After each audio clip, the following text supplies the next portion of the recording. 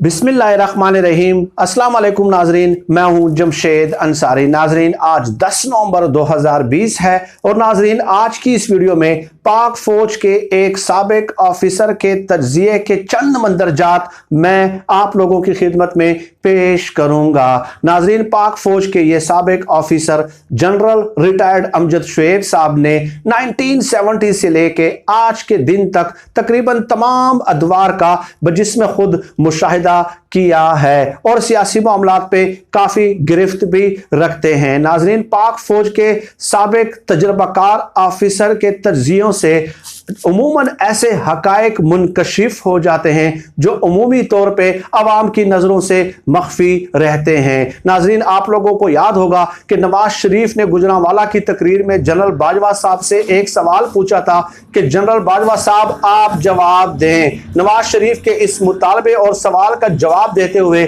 General Amjad Shoaib साहब कहते हैं कि नवाज शरीफ साहब आप बताएं कि जनरल बाजवा साहब किस बात का जवाब दें। जनरल बाजवा साहब को आर्मी चीफ आपने अपॉइंट किया। जनरल बाजवा साहब के मुद्दत मुलाजमत में तोसी की हिमायत आपने की और लाइनों में खड़े होकर की।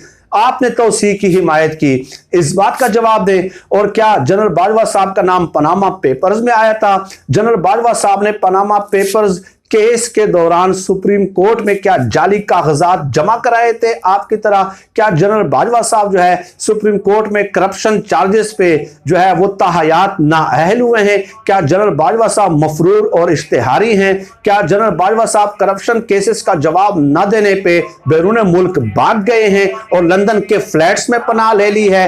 तो आप बताएं कि जनरल बाजवा साहब आखिर किस बात का जवाब दें? करप्शन आप करते रहे, ठीक है, औलादों के लिए जायदादें आप बैरून मुल्क बनाएं और जनरल बाजवा जवाब जो है वो जनरल बाजवा साहब देंगे, ये जनरल अमजद शुएब साहब ने कहा है। और इसके अलावा जनरल अमजद शुएब साहब कहते हैं कि नवाज शरीफ ने इल्जाम लगाया था उस वक्त के DGISI पे कि DGISI ने मुझे मुस्ताफी होने का कहा था, बल्कि एक दिन की डेडलाइन दी थी। तो जनरल अमजद शुएब साहब ने तो अव्वलन इस बात की तरदीद की और वो कहते हैं कि मैंने उसी वक्त ही इसकी तहकीक शुरू कर दी थी और इंतहाई जो है मोतबर ज़राए से मुझे मालूम हुआ कि इस बात में कतई तौर पे कोई हकीकत नहीं है। और दूसरी बात वो कहते हैं कि नवाज शरीफ 3 बार वजीर आजम तो रहे हैं, लेकिन उन्हें ये मालूम ही नहीं है कि आर्मी किस मैकेनिज्म के तहत काम करती है, आर्मी का जो कमांड स्ट्रक्चर है वो कैसे काम करता है। नवाज शरीफ को 3 बार साबिक वजीर आजम रहने के बावजूद भी जो है ना उनकी मालूमात इंतहाई सतही नौइयत की है। आप बताइए DGISI, ठीक है, वो कैसे आपसे इस्तीफा मांग सकते हैं? उनके पास आर्मी का कमांड स्ट्रक्चर नहीं है भाई, आर्मी उनके हुक्म के मातहत नहीं है, ठीक है। आर्मी का कमांड स्ट्रक्चर में यह बात शामिल है कि वो आर्मी चीफ के हुक्म के पाबंद होते हैं। आप कहते हैं कि DGISI ने आपसे कहा कि जी आप कल तक इस्तीफा दे दें, तो आर्म वो कैसे इंप्लीमेंट करेंगे? इसका कोई मैकेनिज्म भी उसने बताया, कोई मैकेनिज्म नहीं है। तो जनरल अमजद शुएब साहब कहते हैं कि इंतहाई सतही नौइयत के वो इल्जामात लगाते हैं और अपनी जग हसाई का मूजब और सबब बनते हैं। इसके अलावा जनरल अमजद शुएब साहब कहते हैं कि 1999 से लेके आज तक नवाज शरीफ ने यह तय किया हुआ है कि रियासती इदारों को और सिक्योरिटी रियासती इदारों को आमने सामने खड़ा करना है। ISI को और फौज को कभी वो लड़ाने की साजिश करते हैं। 1999 में भी उन्होंने ऐसे ही किया कि जनरल जियाउद्दीन भट्ट साहब को जो है ना आर्मी चीफ अपॉइंट करने की कोशिश की, जबकि जनरल मुशर्रफ साहब का जहाज अभी हवा में था, हवा में मुअल्लक था, ठीक है, और वो जमीन पे लैंड ही नहीं किया था उनका जहाज। और नवाज शरीफ जो है ना अटेम्प्ट कर रहे थे कि किसी और को आर्मी चीफ बना दिया जाए, लेकिन नवाज शरीफ को शायद पता नहीं कि कमांड स्ट्रक्चर में ये बात शामिल है कि आर्मी का एक एक सिपाही जो है वो आर्मी चीफ के हुक्म और इशारे का मुंतजिर रहता है। तो ये जनाब अमजद शुएब साहब की चंद बातें थी। और इसके अलावा नाज़रीन वो लिखते हैं कि 1999 में जिला वतन होने के बाद नवाज शरीफ ने बरतानवी अखबारात में पाकिस्तानी फौज के खिलाफ बाकायदा इश्तिहारात छपवाए थे। नवाज शरीफ साहब ने रोग आर्मी, पाक आर्मी इज अ रोग आर्मी, ये इश्तिहारात इस किस्म के जो है ना वो छपवाए थे नवाज शरीफ ने। तो नवाज शरीफ का ये जिंदगी का मकसद है कि वो किसी न किसी तरह जो है ना पाक फौज को नीचा दिखाए, लेकिन वो इस मकसद में इंशाल्लाह ताहयात जो है नाकाम रहेंगे। इसके अलावा जनाब शरीफ साहब ने भी तस्दीक की है इस बात की कि नवाज शरीफ के गरजने बरसने की वजह सिर्फ यह है कि इन्होंने मोहम्मद जुबैर को भिजवाया।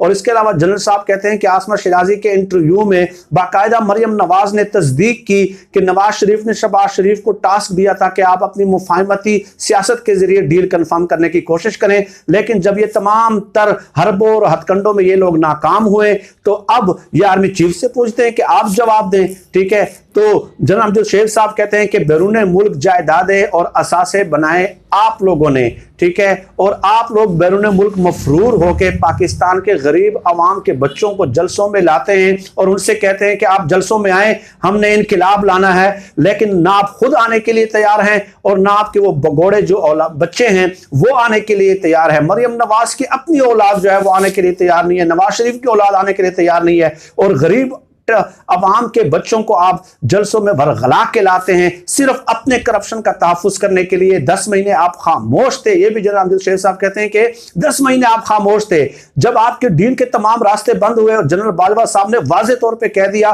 कि अपनी करप्शन केसेस का जो आपने दिफा करना है वो लीगल फ्रंट्स पे, लीगल फोरम्स पे आप खुद करें।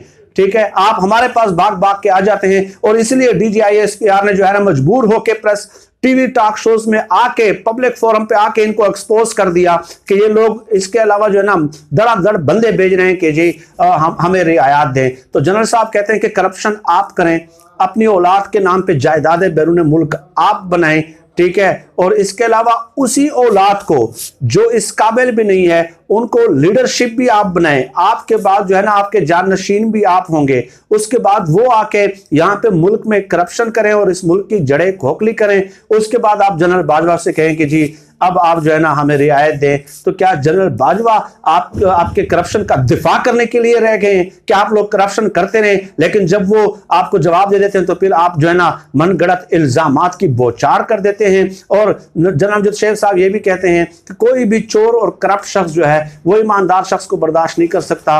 जनरल साहब कहते हैं कि इमरान खान साहब का ये मोटो है और ये वतीरा है और ये वादा है कौम से कि मैं इन करप्ट लोगों को सजा दूंगा।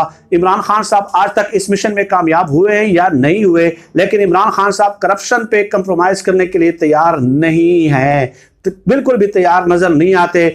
इसलिए इन लोगों से इमरान खान साहब बर्दाश्त नहीं हो पा रहे। और आगे चल के जनरल साहब कहते हैं कि महंगाई में भी इन लोगों का हाथ है, क्योंकि ज्यादातर आटा और शुगर मिले इन लोगों की हैं, ये शॉर्टेज पैदा करते हैं। और उसके बाद फिर कहते हैं कि देखिए अवाम जो है ना भूख और महंगाई से मर रही है, हालांकि ज्यादातर सनतों पे काबिज ये खुद चंद सियासी खानदान हैं। नाज़रीन, ये चंद पहलू थे जो पेश करना जरूरी थे। बहुत पॉजिटिव और प्रोडक्टिव चंद एस्पेक्ट्स हैं जो इस तज्जिए से सामने आते हैं। खासकर जो है नवाज शरीफ की सियासत के बारे में आप देख लें नाज़रीन कि तमाम हलकों में अब आगाही पैदा हो चुकी है और तमाम हलके तकरीबन नवाज शरीफ की तर्ज सियासत के हवाले से जो है वो एक पेज पे नज़र आते हैं। नाज़रीन, इस किस्म की गुजारिशात वक्तन फ़वक्तन आप लोगों की खिदमत में पेश करता रहूँगा। आज के लिए इतना ही। पाकिस्तान जिंदाबाद। अल्लाह हाफिज़।